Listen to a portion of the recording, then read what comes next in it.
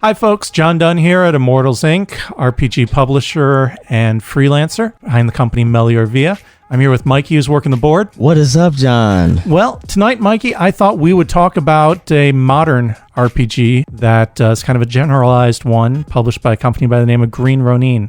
Familiar with them? Green Ronin? Yeah. No, I'm not. Okay, so they published The Mutants and Masterminds, which is a fairly well-known supers game. They had the license for the DC Universe roleplay, which also used that same game engine. They did a lot of work back in the D20 boom.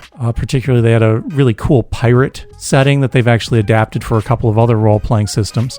And familiar with Dragon Age? I've heard of it before, but I'm not too familiar with it, but I've heard of it. Okay, so Dragon Age is a computer-based game, right? Oh, wait, is that where you, literally fly the dragon around? And So I haven't played it a ton, but I think that's part of it. I think you just say what's up to other dragons and stuff. I don't know. So they published a tabletop RPG based on the Dragon Age computer RPG and did a bunch of different iterations of it. I think different source books and materials for different versions of the game. And they developed a new game system specifically for that, and that is their Age game system. And instead of it just being a play on the name of the computer game, it stands for Adventure Game Engine. Okay, and this modern age, I'm guessing, is just one of the ages? Exactly. So they have a fantasy age game. They've used this system for other games. One of them is their Blue Rose game, which originally came out under True 20, I think, which was an iteration of the D20 system. That is their fantasy romance RPG system. Ooh. Yeah, it's pretty cool. And then they released it under the Age game system. Again, they've got the generalized version, which is Fantasy Age, and then this one that we're going to talk about tonight, which is Modern Age. So Modern Age is meant to cover everything from early 20th century up to now. You could probably stretch it back a little bit further, but that's the range that's pretty well defined with it. It is not a D&D 5th edition compatible. It's not even a D20 game anymore, but it has a lot of echoes of D20 design in it. One of the first things to talk about in that is that it is a level-based game, so your characters level up from first level at the beginning all the way up through 20th level, which is, the peak of power within this game system. While it does have levels, it doesn't have traditional classes like what you would see in a D20 game or in any real Dungeons & Dragons derived game. Instead, you have character backgrounds, which aren't unlike the types of things you'd see in Pathfinder and D&D. And then it has a profession, and the profession is mostly built around giving you bonuses to different skills, and your characters have a drive, which are motivation, and then you can get talents and resources, specializations, and you can build on your character based on the relationships with other characters, with NPCs, and with organizations. What advantages do you get? Say I'm like a level 5 and you're a level 12. What advantages would you oversee? So mostly you're talking about things that would give you situational bonuses. Okay. Right? So you might get a couple pluses to a dice roll.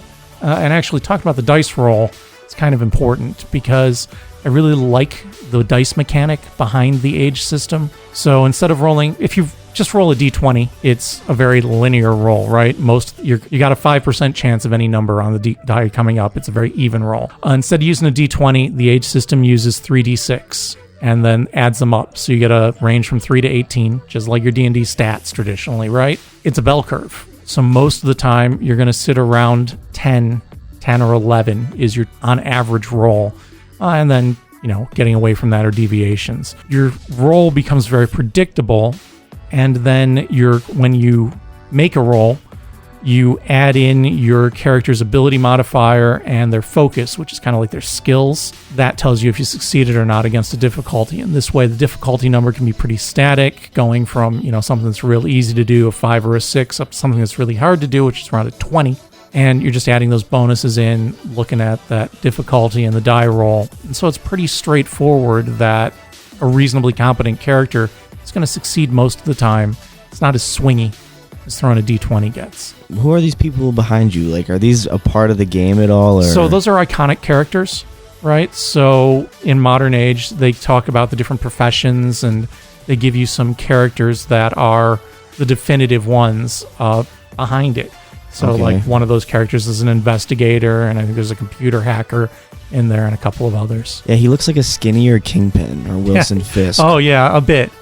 Yeah, I think that's the investigator archetype. The other thing that's neat with the die roll is since you've got 3 dice, you can do things with the individual dice in addition to just adding them up. And the complication that they throw in is if any of the 2 dice come up as a matched pair, doesn't matter which 2, you got to double, and so you gain stunt points. Now, when you're throwing the dice, one of them has to be a different color, so 2 white dice and 1 red die, or whatever combination you might happen to have.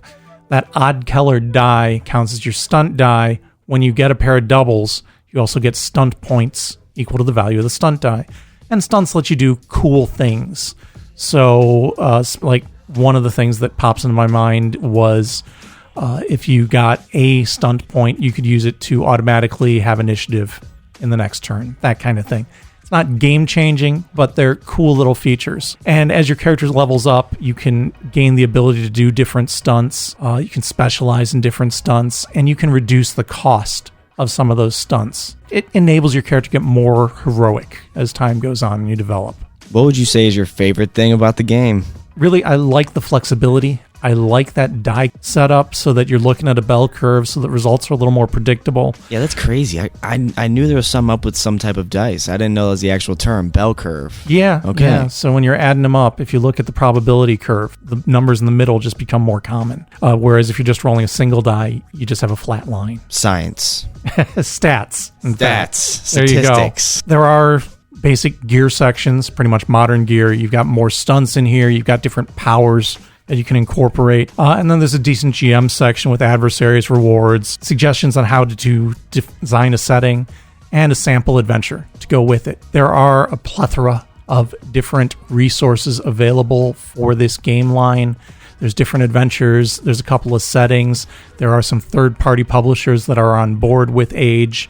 And there are some sites out there on the internet where you can get additional content.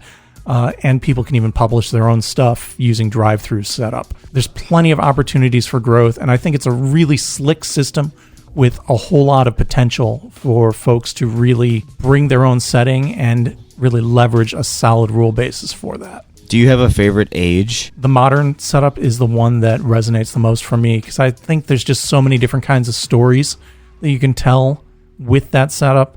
And they're things that are easily reflected in a lot of common media today. Oh, well, of course. It's the modern age. There you go. Thanks for watching, folks. Check the like button, subscribe to Immortals Inc., and Smash stop that in. sub button. It's sitting here on the shelf. This guy is $35. It is about 190 pages and full color throughout with some great illustrations. Come grab it.